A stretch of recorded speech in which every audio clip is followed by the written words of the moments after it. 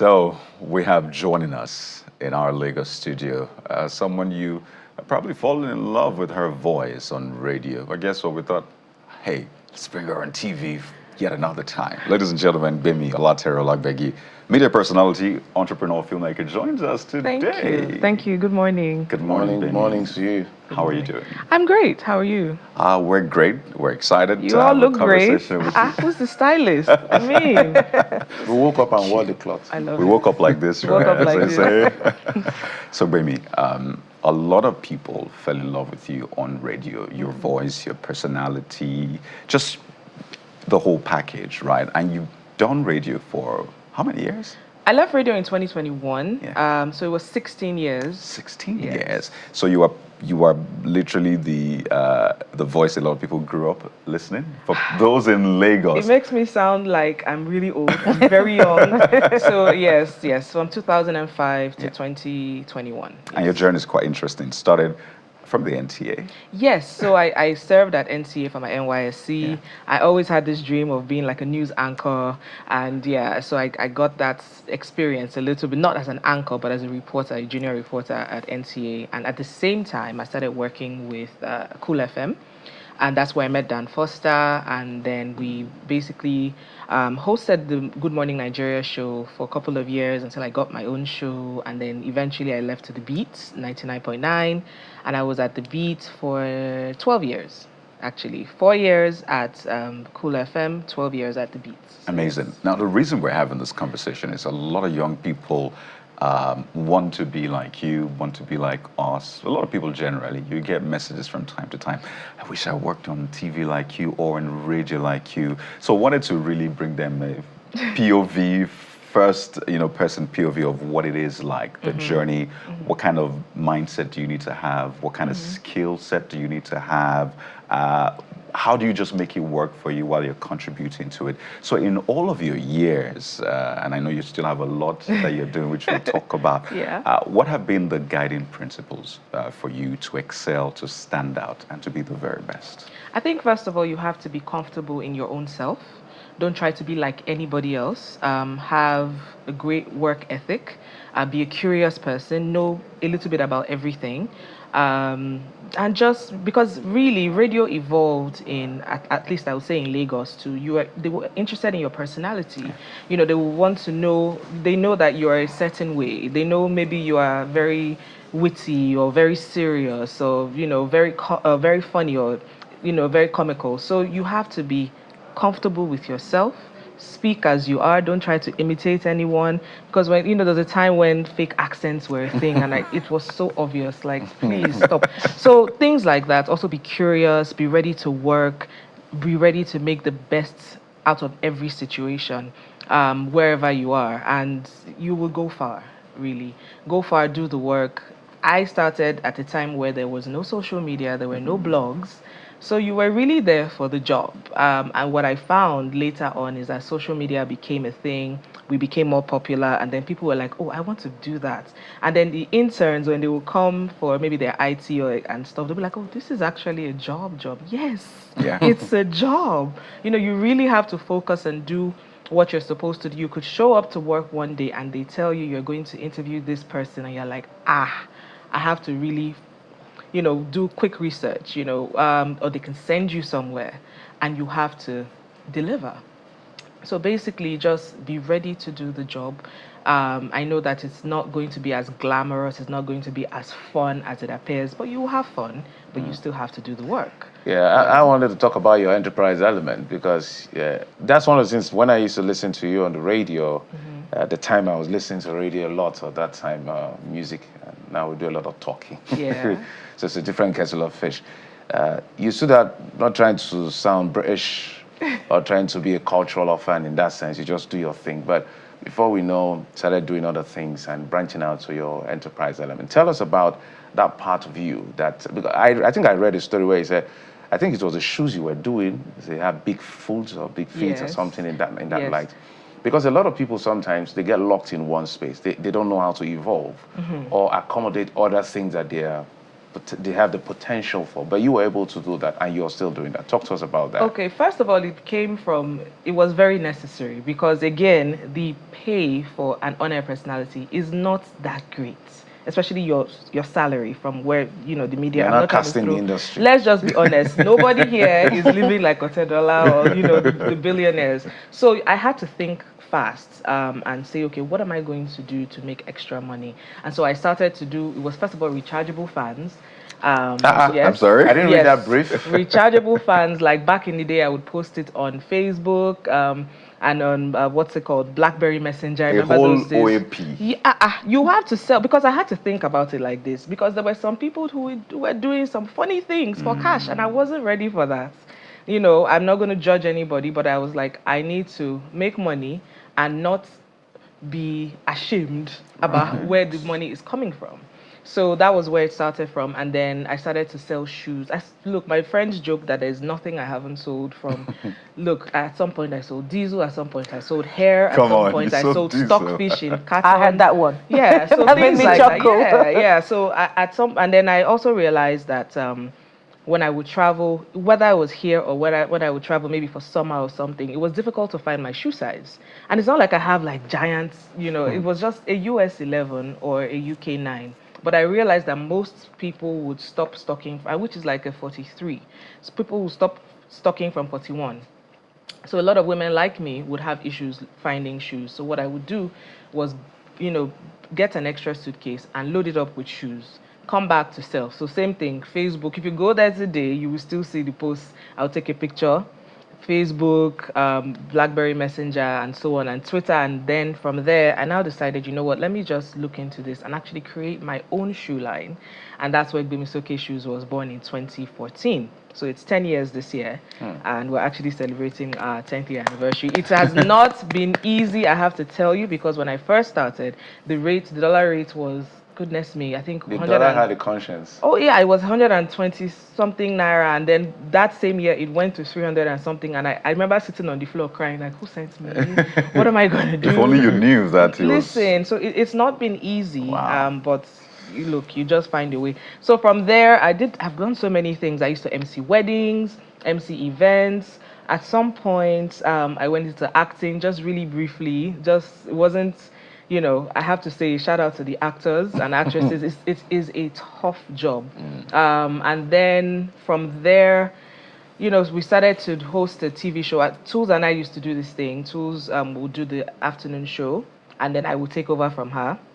And we just had this brief 20-minute, handover where we would just gist about what's happening in the world, what's happening, and people loved it so much. It became a thing of its own where people would stay in their cars just to hear us gossip, I guess. And then eventually we started a podcast called Off Air Show. And we started that in 2019, 10 years after people told us to start it, but we were just like, okay, let's just do it. And it became this huge thing. Eventually, TV came calling in 2022, and the show went on television. So leaving the podcast world. So there's been so much. Also, I co-founded a production house called TNC Africa, where we're basically filmmakers, and some of our projects are doing very well around the world.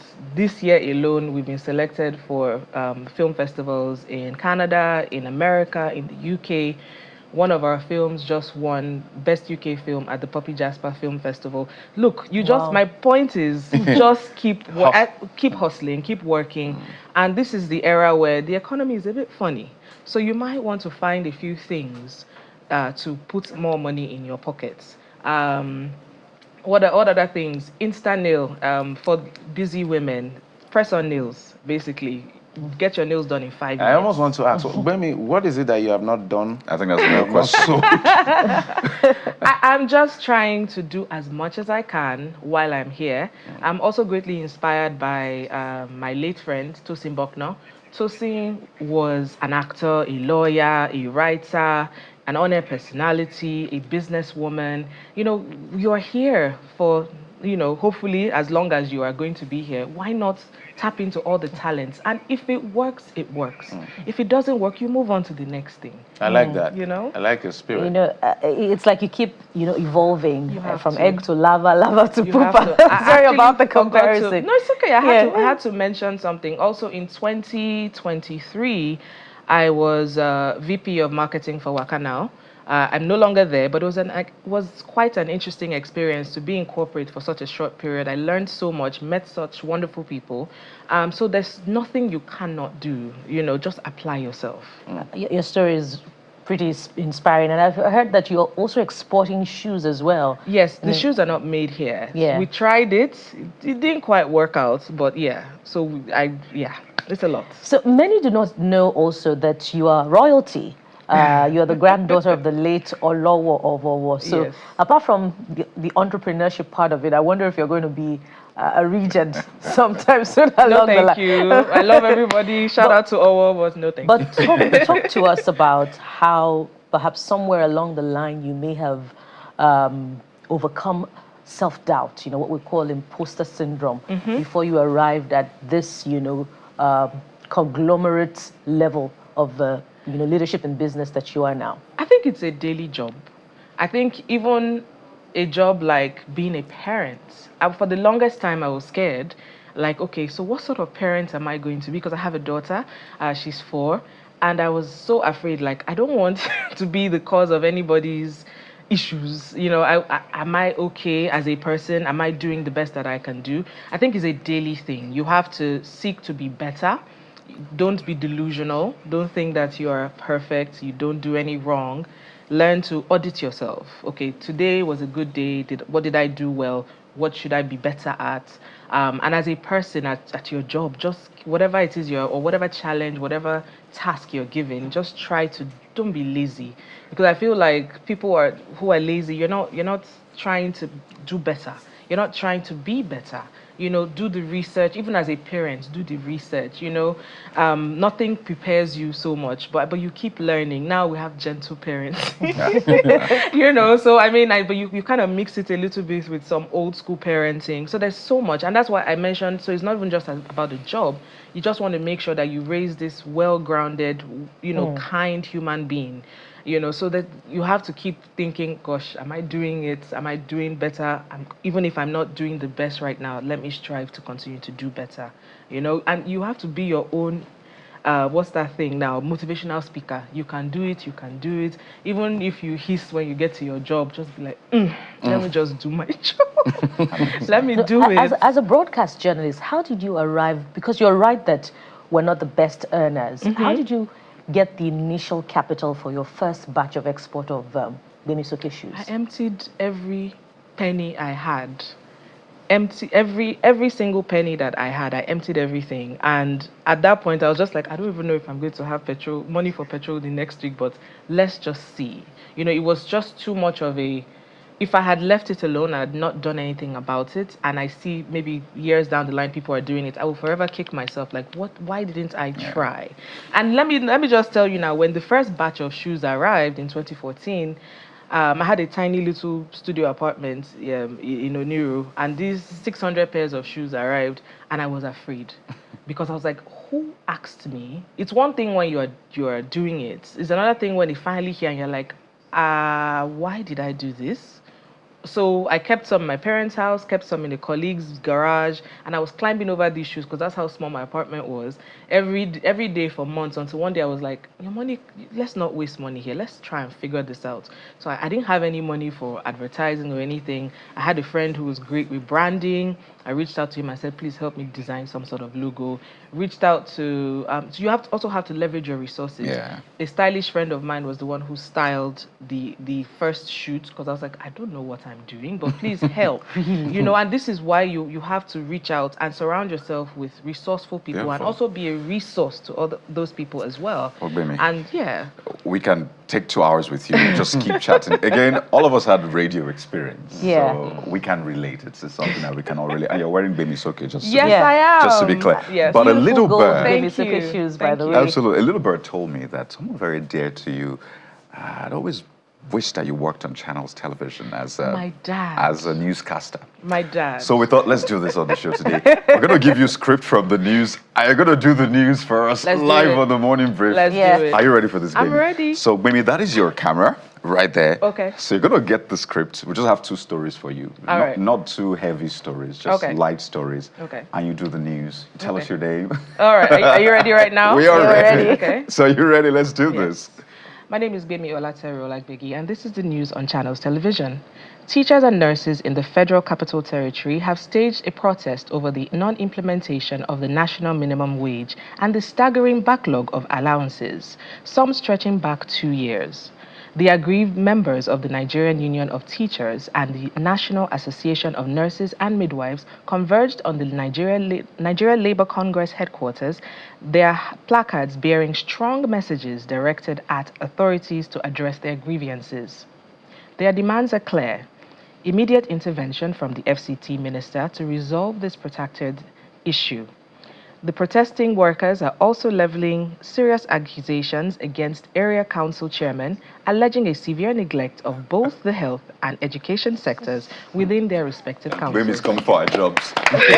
Ladies and gentlemen. I hope I made you proud, Daddy. That was beautiful. Yeah, so he wanted me, when we had this back and forth, he wanted me to be a lawyer at all costs. And I was like, my first day at school, the law courses, I was sleeping because it was so boring. I was like, this is not for me. I've always wanted to be a newscaster or a broadcaster or something. And then, so he was like, okay, fine, let's see. Maybe you can apply to Channels Television, read the 10 o'clock news. No. So that's what we thought. We'll make you do it on the show today. The dream eventually came true. Daddy, I did it. Yeah. It's been a pleasure having you, Thank Bemi. you. And I know you're doing some more great stuff, so we'll be catching up with you in the coming weeks, Thank months. you. And thank you for the work that you do. Thank you very Bemi much. Olateru Olagbegi, media personality, entrepreneur, filmmaker, all-round entrepreneur, really. If you want Makes to money, Gbemi has her eyes on it. Look, as long as it's legal, we're good. It's thank you okay. so much for Yeah. your time, and I love to your family. Thank you very much. Thank you for having me. Thank you.